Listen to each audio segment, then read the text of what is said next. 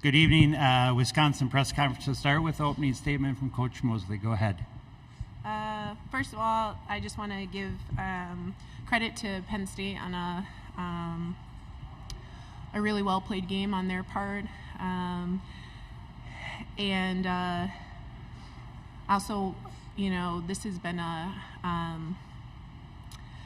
growing year for our program. I think for us, to be able to clinch the 10th seed, that was something we were looking to try to be able to be a little bit higher, obviously, but I have to give kudos to the young lady to my right, Sarah Williams. Obviously this year had an incredible year, and I said to somebody in the media at some point, you don't have that without teammates who put you in the position to be successful like that, but she put in a ton of work and has continued to grow, and so kudos to her, and also just really grateful for the senior class that we had, and all the time and dedication and the trust that they put in me for the last 3 years that we've been together. Thank you, Coach. Questions for student athletes. First question here in the third row. First off, congratulations. They really kept you in check early on. Didn't create a ton of turnovers out of it, I don't feel like, but just trying to kind of fight through that constant pressure early on. Just what was so difficult about them keeping you in check the entire first half, really? I mean, I don't know. I can't, from what I feel, I don't know what the court view is, but they were very physical. Every possession, I think there was about 1 or 2 extra people behind me. Every time I would try to go to get a rebound, there's someone in front of me, there's someone behind me. They just made it very hard for me to play the game I play. So, I mean, that was the goal, right? But good job to Penn State. Next question for student athletes. Third row over here. Sarah, I'm sure it isn't at the forefront of your mind right now, but setting the Big Ten record for consecutive double-doubles is an impressive feat.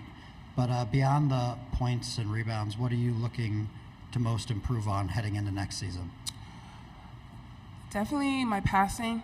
I kind of want to play like a mix of Jokic and Anthony Davis. So just being able to move the ball around the court, I think, is the next step for me. Other questions for Brooke and Sarah? Back here in the third row. Brooke, they shot really well to start too. What was it like trying to kind of combat that and kind of work against that early current? I think they got up 4, and it really kind of didn't shrink beyond that. What was just kind of going through your guys' heads trying to combat that and find your kind of groove offensively? Yeah, I think. Oh, whoa! So sorry, everyone. Yeah, I think right from the start they just came out. They were hitting their shots, and we in the transition defensive side, we weren't rotating as well. Our communication was a little bit off, and if a team sees another team struggling on the transition defensive side, they're going to attack that, and that's what they did. We had a few runs here and there, but we just couldn't stop their runs. We couldn't match that, and we kept trying to fight back, but they were knocking down everything, and they were pushing the ball really well and finding us where we were messing up on our transition rotations. Any other questions for Sarah or Brooke? Right here. Brooke is one of the few seniors on the roster. What advice do you have for players like Sarah and Ronnie Porter who will be assuming veteran status next season? Yeah, I tell them all the time, have fun every single day. This goes by so fast. It is crazy to me that I'm already a senior, and I was just talking to Hallie and Nat that we started at the dorms together, and look at us now. It goes by really, really fast. Take advantage of every single day that you have. Go to the gym when you can. I always tell my team, hang out with your teammates, even if it's the smallest little thing. Go do what you can with your teammates, because one day you're not going to be a part of a team anymore, and you're not going to have that. And on the basketball side, just give it everything you got every single day, because you don't it's over in literally the blink of an eye. It's crazy to me that I'm already done. Any final question? All right, thank you, Sarah. Brooke, you can head back to the locker room. Thank you.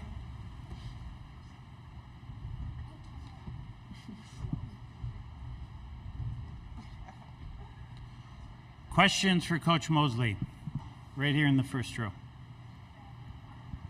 Charles Homer, Minnesota Sports Recorder. Coach, what more can be done in their improvement next year for both Sarah and Ronnie? Well, I think Sarah, spoke to it. Obviously, the type of scorer and impact player that she is offensively, like being able to pass out of doubles or have more patience, when the ball comes in, basically baiting people in and being more of a playmaker out of those, I think is the next step. And then, even though she got Defensive Player of the Year, which is an incredible accomplishment, I do think that there's even more on that side for her.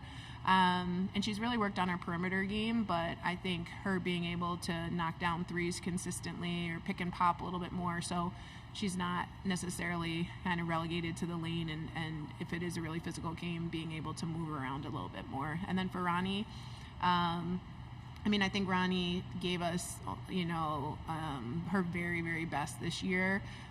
Consistently becoming a better three-point shooter is going to be something that she will work on, I know for sure. And then decision-making as far as kind of being that floor general and running our team. Question in the third row. Yeah, Marissa, just got behind the 8 ball early. It didn't really I think guys had only like a dozen turnovers. That's pretty 13. close. Yeah, Baker's dozen. Baker's dozen, yeah. Just what didn't click offensively in your mind? Just trying to kind of create something. Was it just kind of, again, against that tide of momentum, just kind of when you need a bucket and it just doesn't fall, it just kind of mounts and mounts?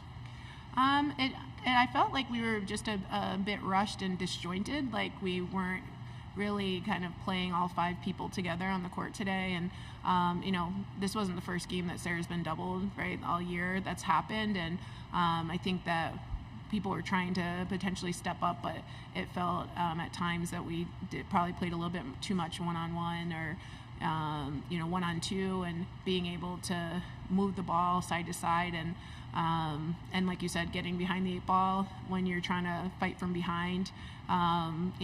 It's a lot easier to play freer when you're up, 10, 12 points. And so I think that's really kind of what ended up biting us today. Question here in the third row.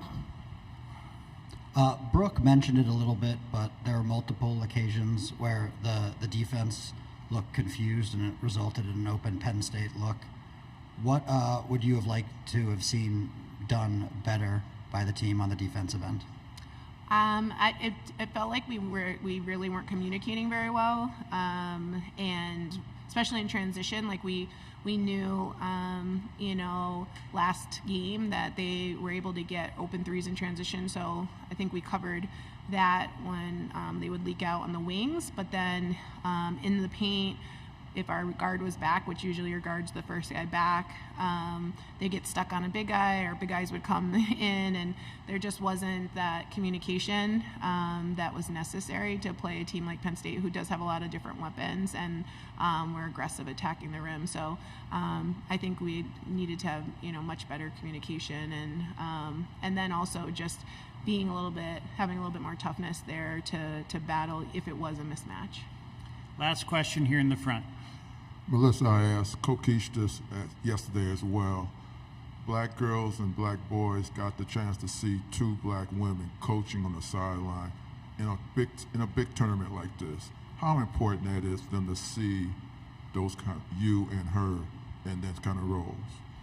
I think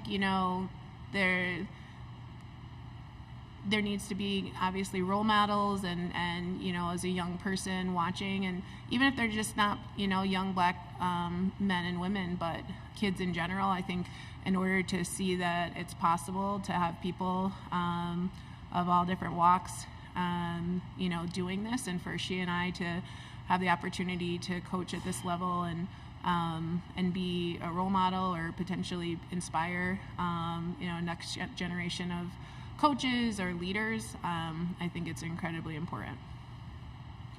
All right, last question here in the third row. So you've improved your win total each of the first 3 years you've been in Madison, from 8 to 11 to 13. When you look back on this season in a few days, what will you be most proud of?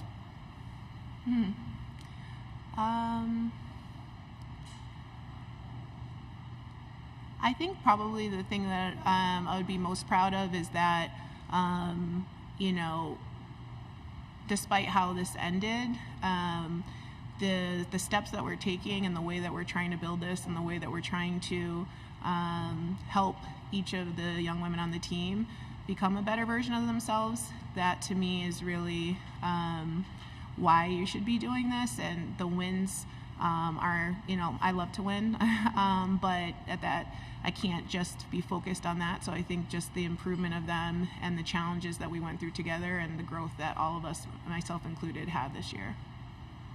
Thank you, Coach. All right, thank you.